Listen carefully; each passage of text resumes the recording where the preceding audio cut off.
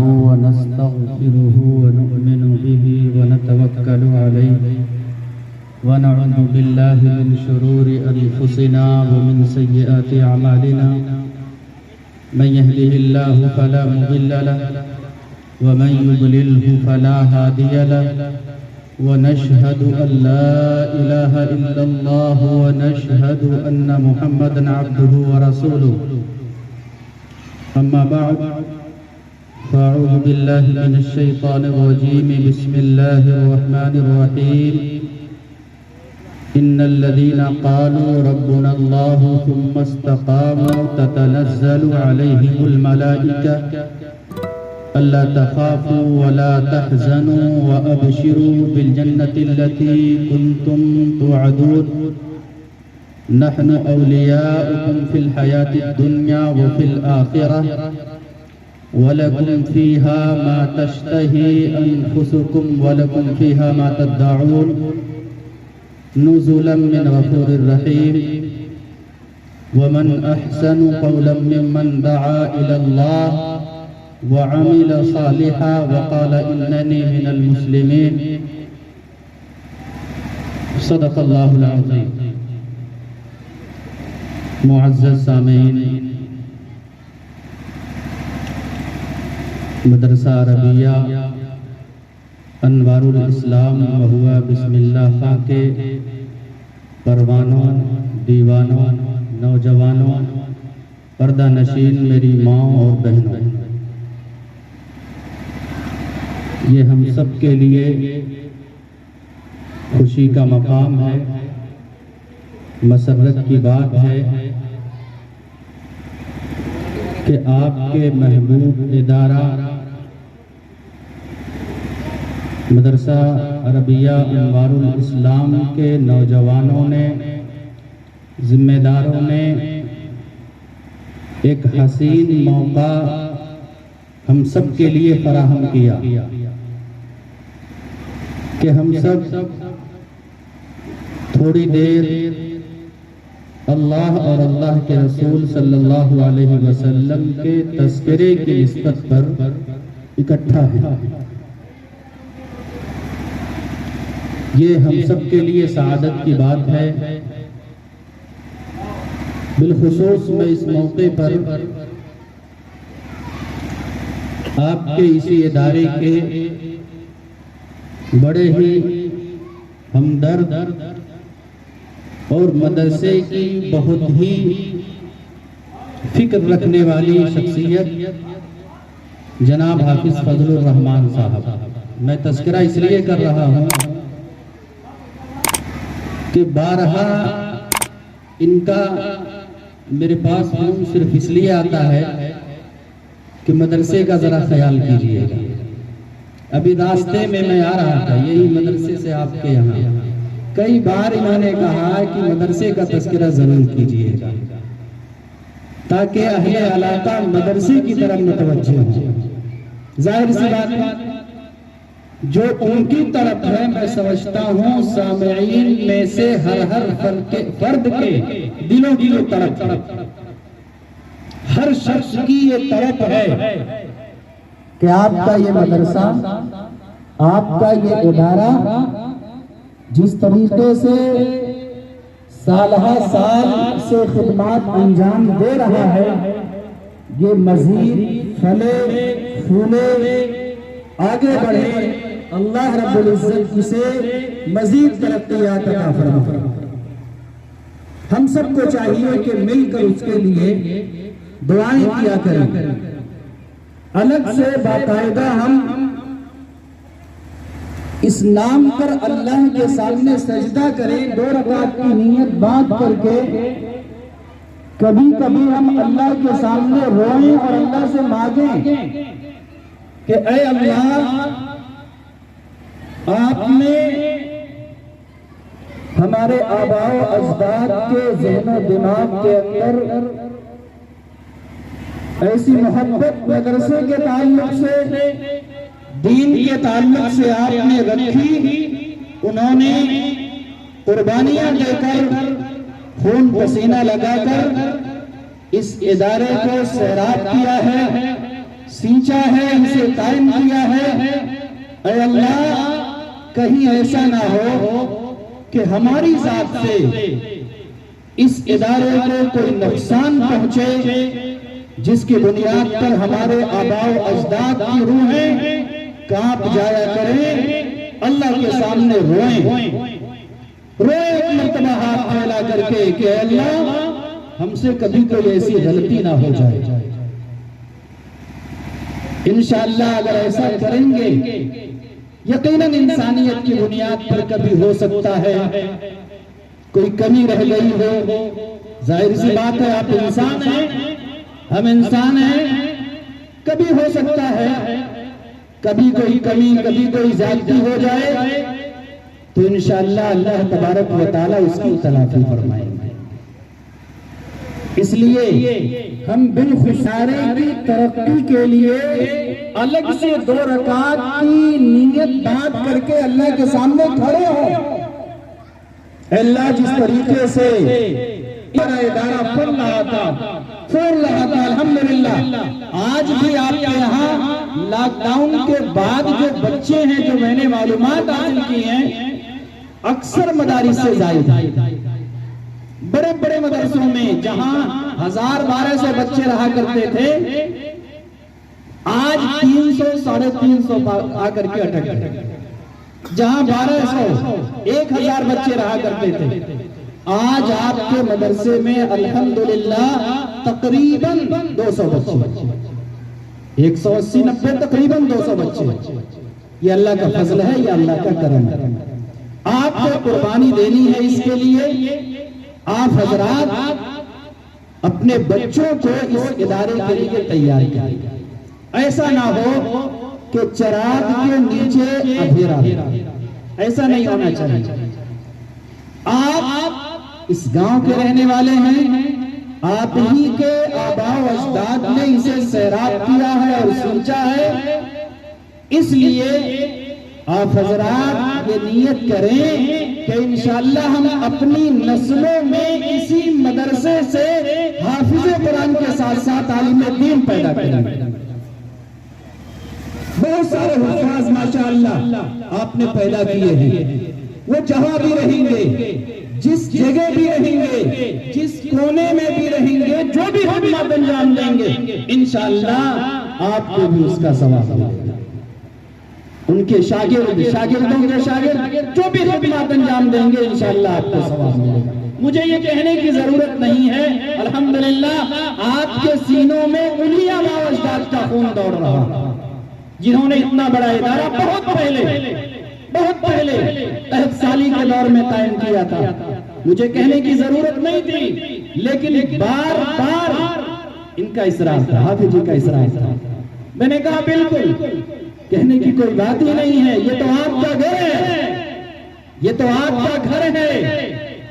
آپ کا ذاتی مکان کمزور رہے چلنے والا ہے، لیکن آپ کے اس مدرسے کی بنیاد اگر کمزور رہی تو کہیں ایسا نہ ہو کہ ہماری آنے والی نسلیں ایمان سے ہاتھ دھو جائیں۔ آج یہ جو جلسہ، جو اصلاح معاشرہ کا پروگرام رکھا گیا، آپ کا جو حوصلہ ہے، آپ کا جو جذبہ ہے، آپ مسجد کی تعمیر کرنے جا رہے ہیں، یہ حوصلہ، یہ جذبہ، یہ امنگ، یہ فکر اور اس مسجد کو قائم کرنے والے، اس مسجد کو سنبھالنے والے انہی مدارس کے ثبوت ہیں۔ اگر یہ مدارس نہیں رہیں گے، اگر ان مدارس کا وجود نہیں رہے گا تو ہماری مسجدیں محفوظ نہیں رہیں گی۔ یہ جو مسجد کی تعمیر کے سلسلے میں ہمارا ایک داعیہ پیدا ہو رہا ہے، اس لیے کہ ہم نے مدرسے میں اس کی فضیلت کو پڑھا ہے، ہم نے اس کی اہمیت کو جانا ہے۔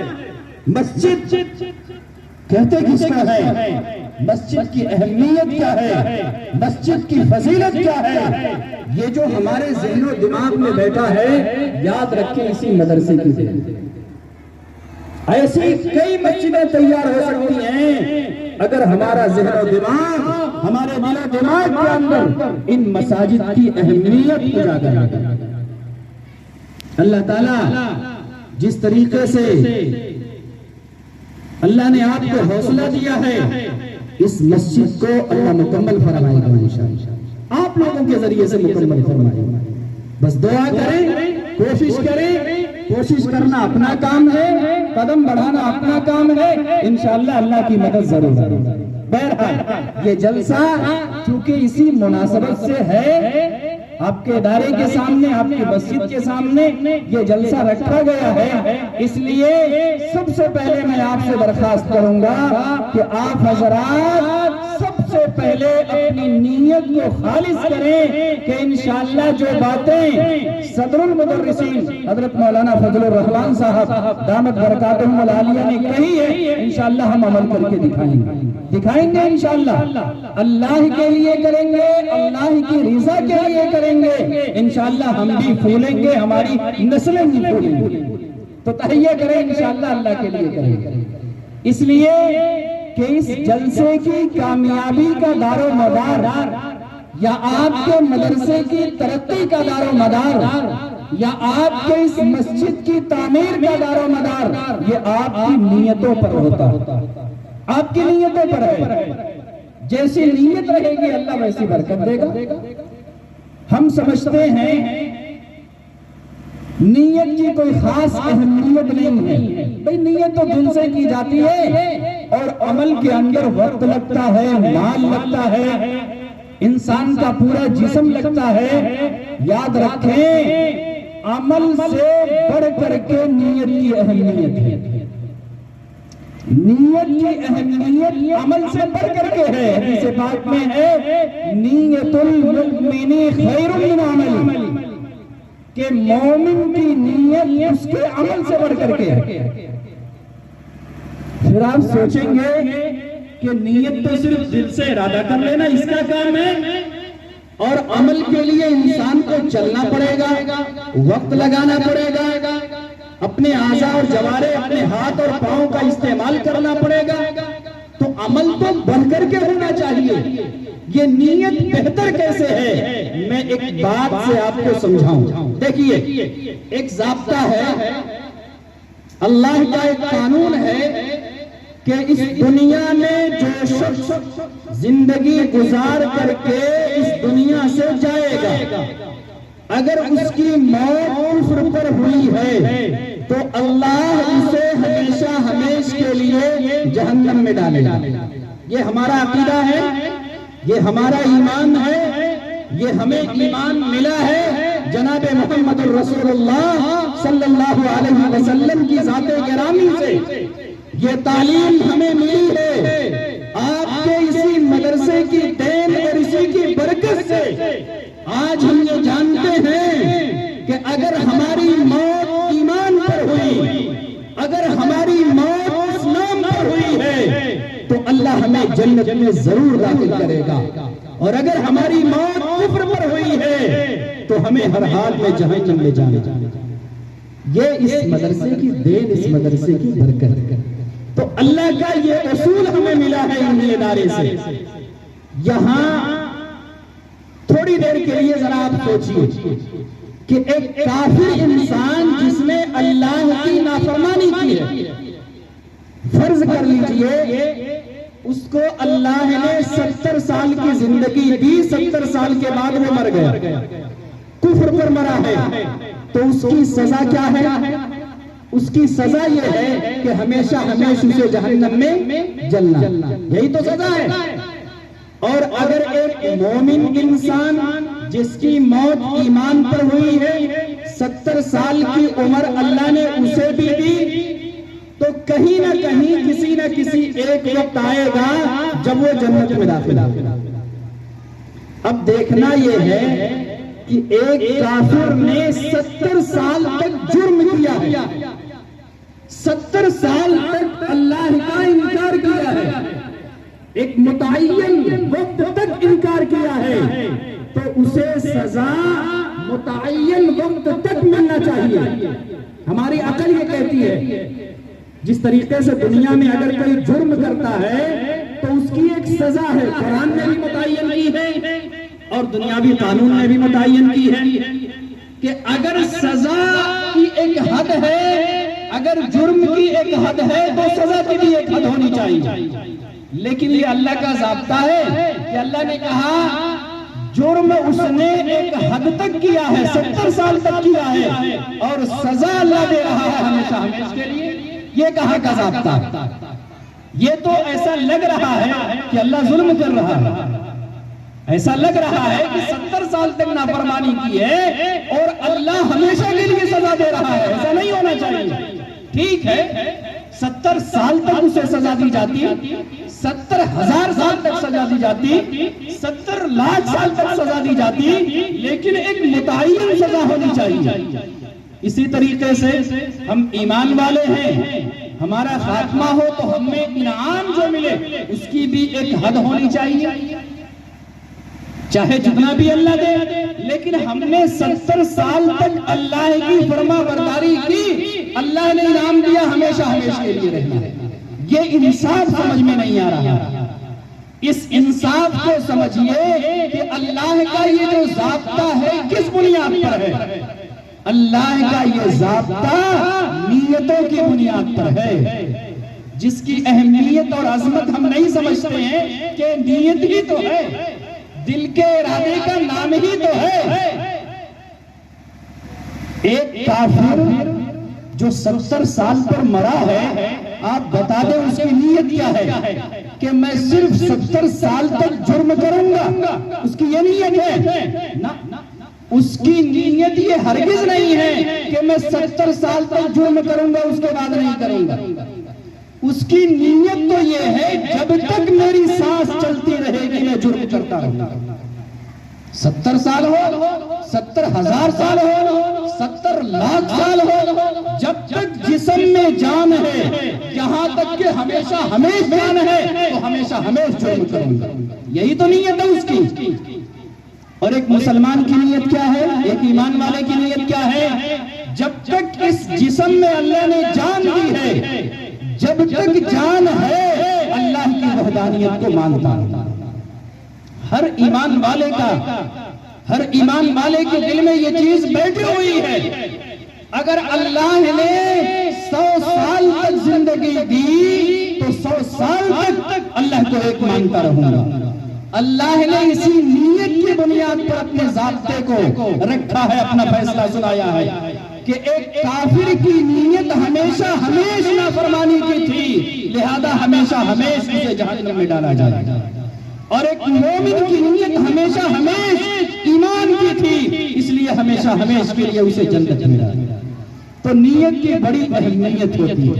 آپ حضرات بھی یہ تہیہ کریں کہ انشاءاللہ جب تک بیٹھیں گے اللہ کے لیے بیٹھیں گے، جب تک بیٹھیں گے اللہ کی رضا کے لیے بیٹھیں گے، اور جو باتیں کہی جائیں گی انشاءاللہ عمل کریں گے انشاءاللہ۔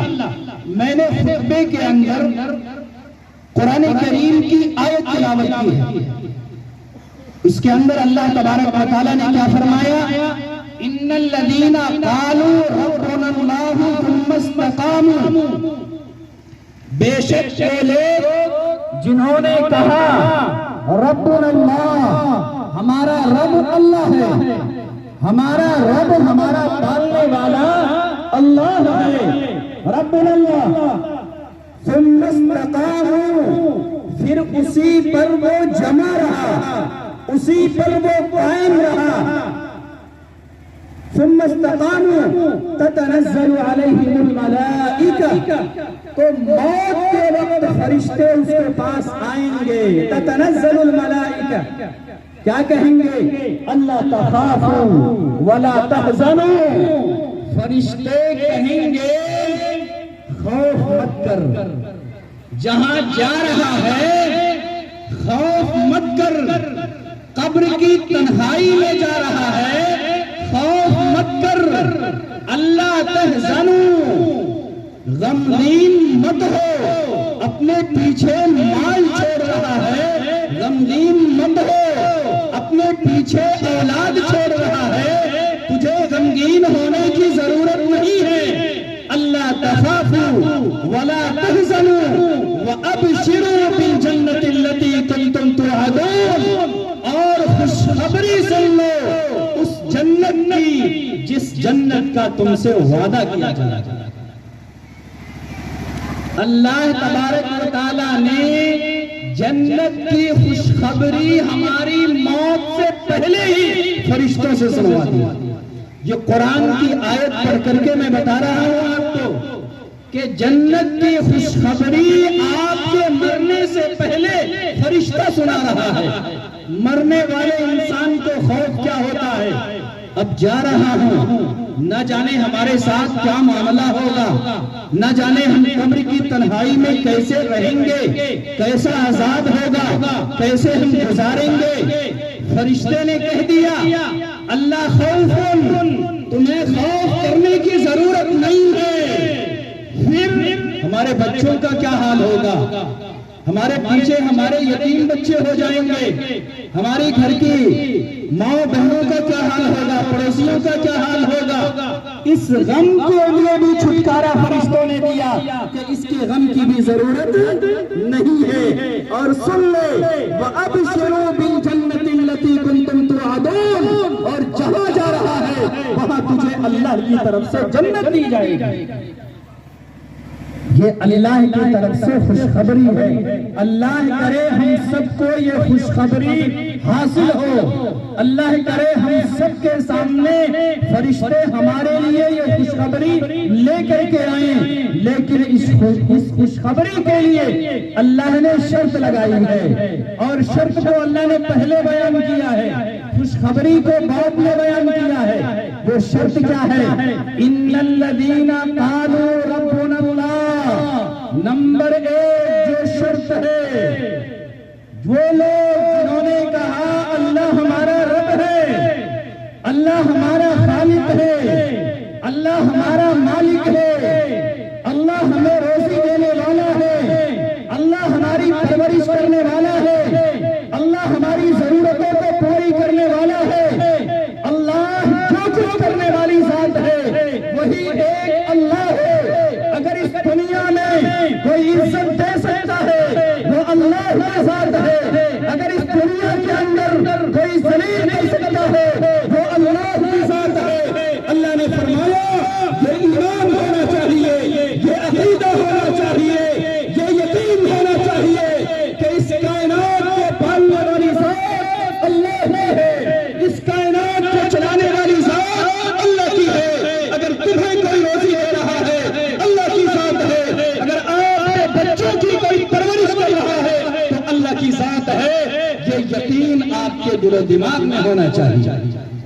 یہ اولین شرط ہے، یہ اولین شرط ہے آپ کی کامیابی کے لیے، یہ اولین شرط ہے فرشتوں کی خوشخبری دینے کے لیے۔ اور آگے فرمایا جذبات میں آ کر کے، یہ وقتی چیز نہیں ہے کہ آج آپ نے تقریر سن لیا، جذبات میں آ گئے، آج تو آپ نے مان لیا، آپ نے آج اپنا یقین مضبوط کر لیا، لیکن اس جلسے سے اٹھنے کے بعد، اس پروگرام سے اٹھنے کے بعد آپ نے اللہ کو رب نہیں مانا، آپ نے اللہ کو پرورش اور پالنے والا نہیں مانا ہے، بلکہ آپ نے اپنی دکان کو رب مانا ہے، آپ نے اپنی تجارت کو رب مانا ہے، آپ نے اپنی کھیتی باڑی کو رب مانا ہے، آپ نے اپنی ملازمت کو رب مانا ہے، تو فرشتہ آپ کو آپ کی موت کے وقت قطعاً خوشخبری نہیں سنائے۔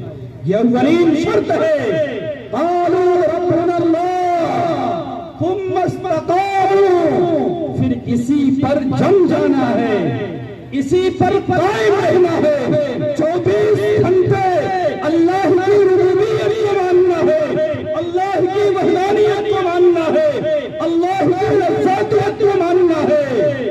اٹھنے کے بعد آپ اپنے بستروں میں جانا تو صبح جب مؤذن آپ کو پکارے گا، آؤ اللہ کے سامنے، اللہ اکبر، اللہ سب سے بڑا ہے، حی علی الصلاۃ، آؤ اللہ کے سامنے جھکنے، حی علی الفلاح، آؤ کامیابی کی طرف، اللہ اکبر، اللہ سب سے بڑا ہے۔ اگر آپ آپ مسجد کے اندر حاضر ہوئے، اگر ہماری مائیں بہنیں بستروں کو چھوڑ کر کے اگر انہوں نے مصلی بچھایا رب کے سامنے وہ حاضر ہوئی ہیں، تو اس کا مطلب یہ ہوا کہ انہوں نے ربنا اللہ ثم استقاموا پر عمل کیا ہے۔ اگر یہ عمل کیا ہے تو بشارت ان کے لیے۔ ایسا نہیں، یہ اسلام کوئی جذباتی دین نہیں ہے، یہ کوئی جذباتی مذہب نہیں ہے کہ آپ کو جذبات میں لا کر کے پہلے پھلا لیا جائے، پھر اس کے بعد آپ جیسے چاہیں جہاں چاہیں زندگی گزاریں، من چاہی زندگی گزاریں، اور موت کے وقت فرشتہ آپ کو آ کر کے یہ کہہ دے کہ آپ کے لیے خوشخبری ہے۔ ایسا نہیں ہے۔ اللہ نے صاف کہا ہے کہ آپ کو رب ماننا ہے۔ رب کا مطلب کیا ہے؟ ہم نے رب تو سیکھ لیا، ہم رب تو کہتے ہیں، لیکن ہم نے رب کا معنی اور مفہوم نہیں سمجھا۔ رب یہ عربی زبان کا لفظ ہے۔ رب کے معنی آتے ہیں پرورش کرنا، رب کے معنی آتے ہیں پالنا، رب کے معنی آتے ہیں کھلانا پلانا۔ گویا اگر ہم کہہ رہے ہیں ہمارا رب ہمارا اللہ ہے، تو اس کا مطلب یہ ہوا کہ ہم یہ یقین رکھتے ہیں کہ ہمیں پالنے والی ذات اللہ کی ہے، ہمیں کھلانے والی ذات اللہ کی ہے، ہمیں چلانے والی ذات اللہ کی ہے۔ تو ایک طرف ہماری زبان تو یہ کہہ رہی ہے، دوسری طرف اگر ہم دکان پر موجود ہیں، مؤذن نے اذان دیا ہے، اللہ کے سامنے بلایا ہے، لیکن ہم دکان بند کر کے اگر اللہ کے سامنے حاضر نہیں ہوئے، تو یاد رکھیں ہم نے عملی اعتبار سے اللہ بنا ہے اپنی دکان۔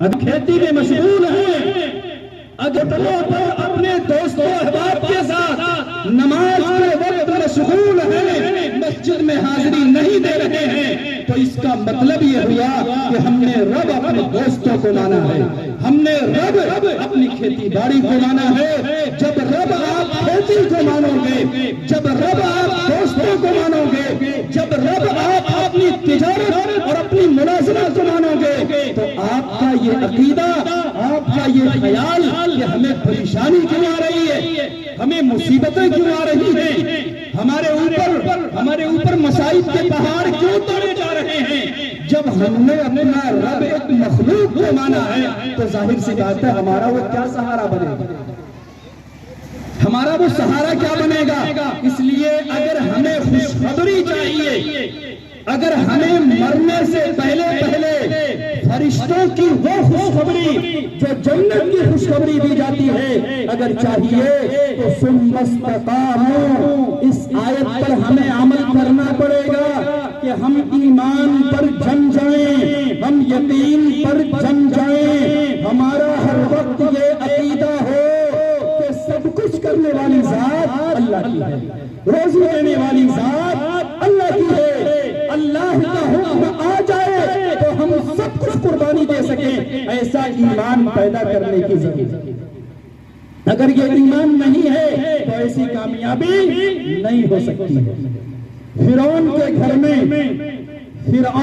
گھر میں ایک نوجوان بچی خادمہ ہے، وہ اس لیے رکھی گئی ہے کہ جو فرعون کے گھر کی بچیاں ہیں ان کے سروں میں کنگھی کرے۔